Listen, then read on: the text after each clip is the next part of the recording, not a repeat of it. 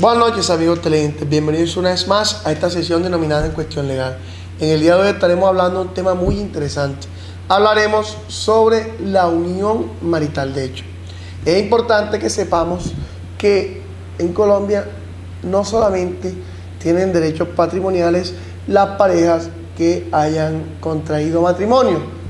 A partir de la entrada en vigencia de la Ley 54 de 1990, en Colombia existe la figura de la unión marital de hecho. Voy a permitirme leer textualmente el artículo primero de la Ley 54 del 90, que regula toda esta materia, para entrar a explicarles a fondo todo lo más importante de este tema. Dice el artículo primero de la Ley 54. A partir de la entrada en vigencia de la presente ley y para todos los efectos civiles, se denomina unión marital de hecho la formada entre un hombre y una mujer, que sin estar casados hacen una comunidad de vida permanente y singular.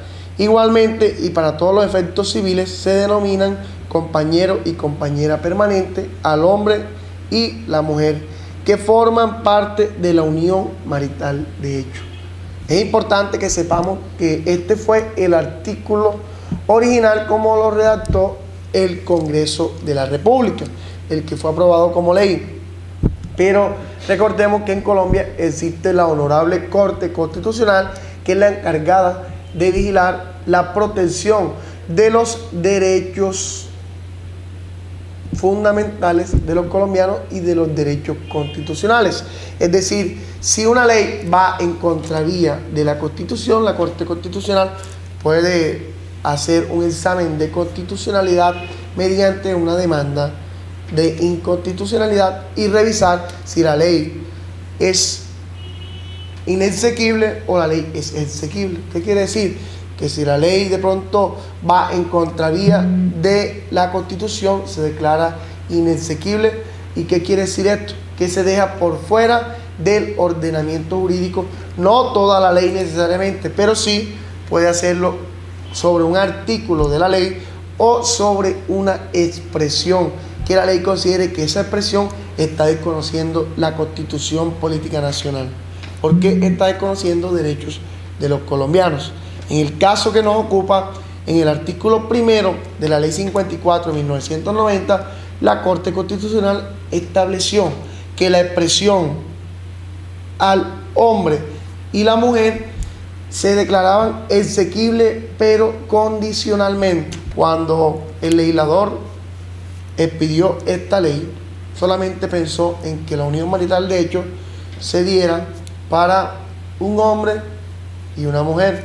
Pero la Corte Constitucional dijo que esta ley y este artículo es exequible, es decir, que es legal, siempre y cuando su interpretación se tenga como que la unión marital de hecho también se podrá extender a parejas del mismo sexo. Es decir, amigos televidentes, hoy en día se pueden crear o pueden hacer a la vida jurídica una unión marital de hecho entre parejas del mismo sexo.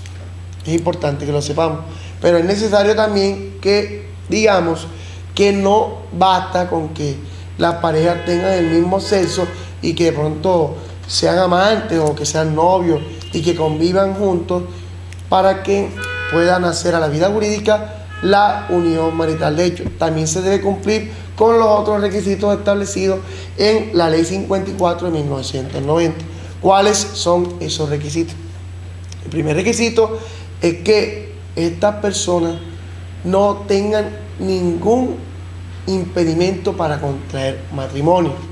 Es decir, si por ejemplo un señor se encuentra casado con su esposa y de pronto desea tener otra relación paralela, esa relación paralela no podrá nacer a la vida jurídica sin que antes se disuelva el matrimonio que tenía ese compañero permanente y se liquide la sociedad conyugal. Y no puede decirse que es unión marital de hecho cuando simplemente las personas se ven ocasionalmente y tienen relaciones sexuales y cada uno para su casa, porque no se estaría pareciendo al matrimonio ni a la unión marital de hecho, sino más que todo a otro tipo de relación, por ejemplo una relación de noviazgo o una relación de amantes. Pero la unión marital de hecho es una institución jurídica muy seria y para que puedan hacer a la vida jurídica es necesario que se conviva durante 2 o más años de forma permanente bajo el mismo lecho y que ninguno de los cónyuges tengan un impedimento para contraer matrimonio. Y en caso de que alguno de los cónyuges o ambos cónyuges tuvieran algún impedimento para contraer matrimonio, deben disolverlo y liquidarlo para luego empezar a contar el término que se requiere para que se declare la unión marital de hecho.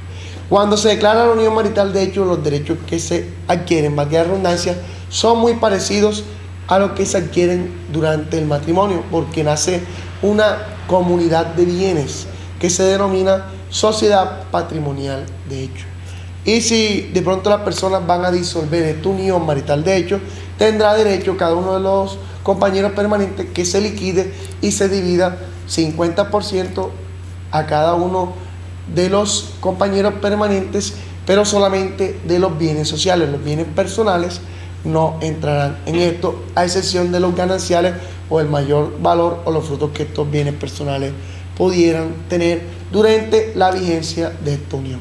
Pero en ese tema le explicaré en otro noticiero más profundo lo relacionado con los bienes en la unión marital de hecho y los bienes en el matrimonio.